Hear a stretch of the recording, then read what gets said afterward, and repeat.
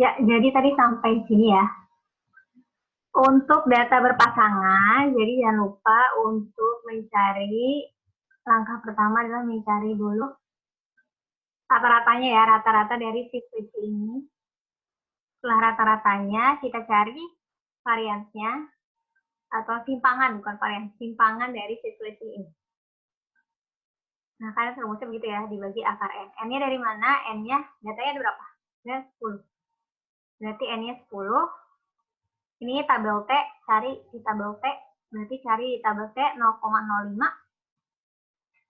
0,05. N-nya berapa? 10. Berarti cari di tabel T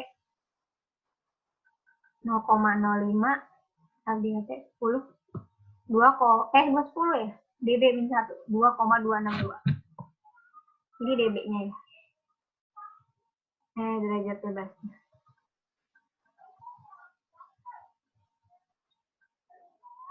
Jadi nanti ini bisa begini ya di Excel tuh. 5,1 tadi menghitung 1,19 tadi. 2,62 dari tabel tadi ya. SPRT 10. Nah, ini nanti plus minus. Ya. Ini dicari sendiri, jangan lupa nanti kesimpulannya kita percaya 95% bahwa rata-rata berat badan belum dan sesudah mencapai program diet adalah nanti sesuai dengan hasil ini. Jadi tolong dicari ya hasilnya. Jadi semua tugasnya nanti dikumpul di Word.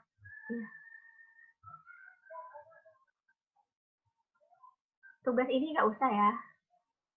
Kita masuk ke yang terakhir. Pendugaan parameter kasus 2 sampel untuk proporsi ya, untuk 2 proporsi. Bedanya rata-rata dengan proporsi ya sangat jelas berbeda. Kalau proporsi itu biasanya suka atau tidak, ya atau tidak. Jadi hanya ada di dua pilihan. Misalnya ini ya, terinfeksi virus atau tidak gitu ya. Oh, ini yang hidup atau tidak gitu ya. Nah, ini rumusnya untuk proporsi 2 populasi. Pakai Z.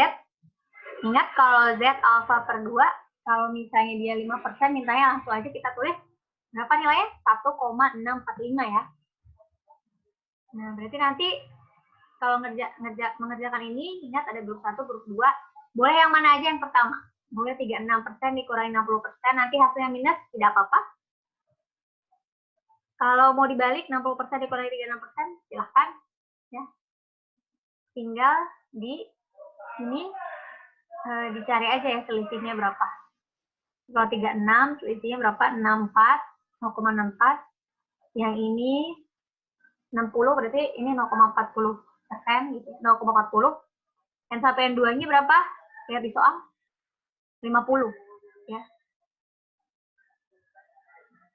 Nah, ini mu-nya salah, ini mu-nya harusnya diganti di sini P1 dikurangi P2 ya. Nanti jangan lupa kesimpulannya, kita percaya 95% bahwa selisih proporsi tikus yang hidup dari grup kontrol dengan grup perlakuan adalah berapa hasilnya nanti.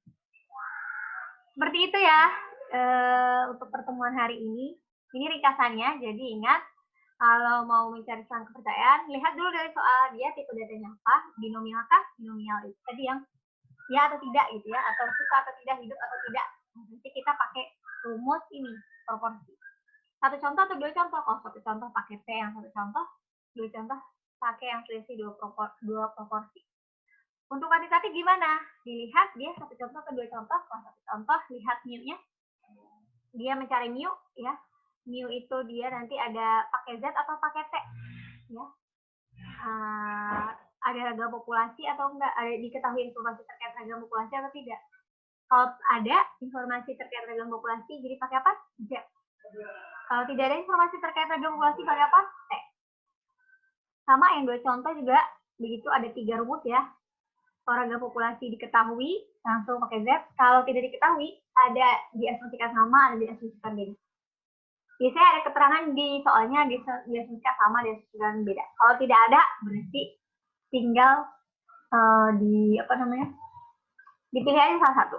Asal dikasih keterangan jawabannya. Oke, seperti itu teman-teman sekalian. pembahasan kita soal penduga parameter. Jadi penduga parameter itu kita pakai selang kepercayaan. Mengapa? Karena kita ingin tahu si penduga parameter itu, si statistik itu lebih dekat atau tidak dengan seberapa dekat gitu ya dengan si parameter. Tapi kalau dengan pendugaan titik ya kita tidak tahu si penduga parameter itu dia dekat atau tidak dengan parameternya. Nah, seperti itu. Jadi silahkan latihan yang tadi ya, ada beberapa soal, tolong ditulis di Word ya. Tadi ada beberapa soal, tadi saya sudah mencontohkan sih. Gak apa-apa ditulis lagi aja, yang ini udah ada ya. Berarti yang ini silahkan dikerjakan lagi. Terus ada 1 soal, 2 soal,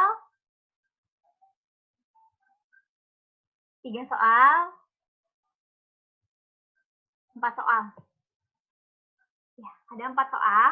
Silakan diketik di Word ya, ditulis di Word atau ditulis di catatan juga boleh. Terus di foto boleh ya, di foto. Dikirim ke PJ-nya. Nanti dikumpulkan ke saya ya. Kalau ada pertanyaan silahkan dikumpulkan di PJ-nya, PJ-nya hubungi saya ya. Oke, baik, itu saja yang bisa disampaikan. Terima kasih atas perhatiannya. Mohon maaf apabila ada kesalahan. Assalamualaikum warahmatullahi wabarakatuh.